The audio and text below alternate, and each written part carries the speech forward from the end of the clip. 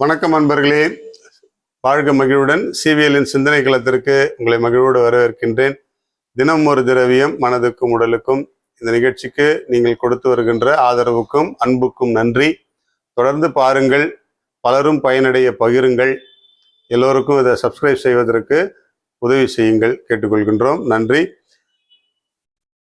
தஞ்சாவூர் மாவட்டத்தில் திருவிடைமருதூர் என்ற ஒரு ஊர் இருக்கிறது, கும்பகோணத்திற்கு மிக அருகாமையில். அங்கே பித்தளை சம்பந்தமான தொழில் நிறைய நடக்கும். பித்தளை பாத்திரங்கள், இந்த கோயில்களுக்கான மணிகள் செய்தல், இந்த தொழிலெலாம் அங்கே நல்லா நடக்கும். அங்கே எங்களுடைய கோயில் ஒன்று, சர்ச் ஒன்று கட்டிகிட்டு இருக்கும்போது அதுக்கு ஒரு மணி செய்வதற்காக ஒரு ஆர்டர் கொடுத்துருந்தோம். அந்த ஆர்டர் கொடுத்துருந்தோம். ஒரு 4 நாள் தாமதமாக வர சொல்லி அவங்க எங்களுக்கு தகவல் தெரிவித்தாங்க. 4 நாட்கள், நாங்கள் எடுக்க வேண்டிய நாளுக்கு 4 நாள் தள்ளி வாங்க அப்படின்னு சொன்னாங்க. ஏன் அப்படின்னு சொல்லி கேட்டால், இல்லை நீங்கள் வாங்க, நாங்கள் வந்ததுக்கப்புறம் சொல்கிறேன் அப்படின்னு சொன்னாங்க. சரி, நான் போய் அதை எடுத்துகிட்டு கொண்டு வரதுக்காக நானும் நண்பரும் போயிருந்தோம். அப்போ அந்த மணி செய்யக்கூடிய ஸ்தபதி அவர் சொன்னார் என்னென்னா, ஏற்கனவே உருக்கி டை செஞ்சு அந்த மணியெல்லாம் ரெடி ஆயிடுச்சு. ஆனால் ஒரே ஒரு இடத்துல ஒரு சின்ன ப்ளோ ஹோல், ஒரு ஏர் ஹோல் ஆயிடுச்சு. அதை ஃபில் பண்ணி உங்கள்கிட்ட கொடுத்துருவேன். ஆனால் அதனுடைய குறைபாடோடு நீங்கள் எடுத்துகிட்டு போயிட்டு அது ஆலயத்தில் வைக்கும்போது என்னுடைய மனசுக்கு சங்கடமாகவே இருக்கும். அது இல்லாமல் அதனுடைய ஒளியில் ஒரு சின்ன மாற்றம் தெரியும். அது முழுமையாக இல்லாமல் இருக்குது. அதனால நான் அது ஒரு நாள், அதுக்காக தான் ஒரு 4 நாள் டைம் கேட்டேன். திருப்பி எல்லாத்தையும் உருக்கி, திருப்பி எல்லாத்தையும் டை போட்டு உங்களுக்கு ஃப்ரெஷ்ஷாக க்ளீனாக பண்ணி கொடுக்கலாம் அப்படின்னு சொல்லிட்டு தான் அப்படின்ட்டு. நாங்கள் கொடியேற்றம் அன்னைக்கு அதை வைக்கிறதுக்கு பிளான் பண்ணியிருந்தோம். கடைசியில் திருவிழா அன்னைக்கு 10ஆம் நாள் அன்னைக்கு அதை கொண்டு வந்து இறக்கி ப்ளஸ் பண்ணி வச்சாச்சு. ஒரு சிறிய செயல்தான் அந்த மணி செய்யக்கூடிய. அவ்வளோ பெரிய தொகை கொடுத்து செய்கிறோம். நாம் இங்கே இருக்கிறோம், அவங்க ஒரு 300 கிலோமீட்டர் தள்ளி இருக்கிறாங்க. என்ன வேணாலும் செய்யலாம்.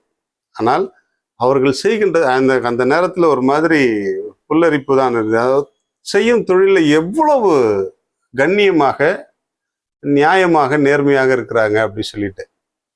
அதே போல் தான் அவர் சொல்கிறாரு, நாங்கள் உருவாக்கக்கூடிய குத்து விளக்குகள், பாத்திரங்கள், இந்த பித்தளை பாத்திரங்கள், இவையெல்லாம் பெரும்பாலும் கோயில்களுக்கும் ஆலயங்களுக்கும் தான் எடுத்து செல்லப்படுகிறது. ஏன்னா வழிபாடு நடத்துவதற்காக. வீட்டில் கூட அதை வழிபாடு செய்வதற்கான பொருட்களாக தான் நிறைய பேர் பயன்படுத்துகிறாங்க. அதே போல் சிறப்பான வைபவங்கள், விசேஷங்கள் நடக்கும்போது அதெல்லாம் பயன்படுத்துகிறாங்க.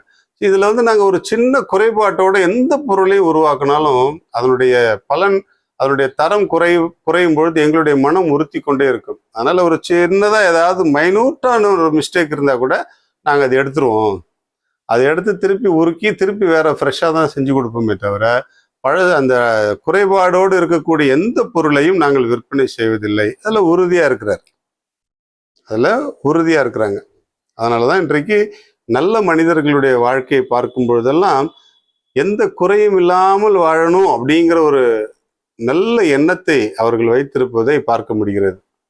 அதனால தான் அந்த தொழிலெலாம் தெய்வீகமாக பார்க்கப்படுகிறது.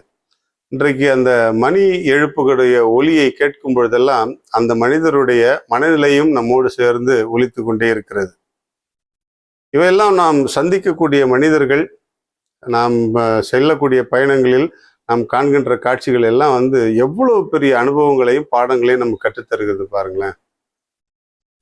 முதலில் தங்களுடைய தவறை அவர்கள் ஒத்துக்கொள்கிறார்கள், ஏற்றுக்கொள்கிறார்கள். தங்களால் ஏற்பட்ட ஒரு சிறிய குறைபாட்டை அவர்கள் ஏற்றுக்கொள்கிறார்கள். இதுவே மிகப்பெரிய சக்தி, மிகப்பெரிய ஆற்றல். தன்னுடைய குறையை ஏற்றுக்கொள்வதே மிகப்பெரிய ஆற்றல்.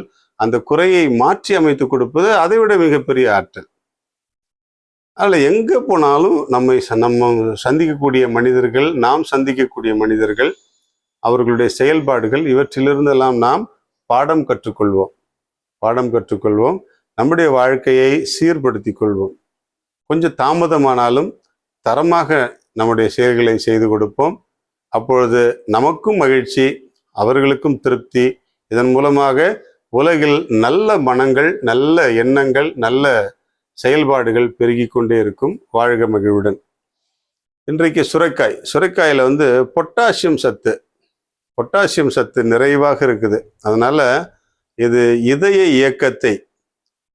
இயக்கத்தை சீராக வைக்க உதவுகிறது. நம்ம நீங்கள் பொட்டாசியத்துக்கெல்லாம் மெடிசின் சாப்பிடுவோம், ஹார்ட் பேஷண்ட்ஸ்லாம் இல்லையா? அதோடு சேர்த்து கொஞ்சம் சுரைக்காயும் எடுங்க. உங்களுடைய இதய இயக்கத்தை சீராக வைக்க சுரைக்காய் உதவும். வாழ்க மகிழ்வுடன்.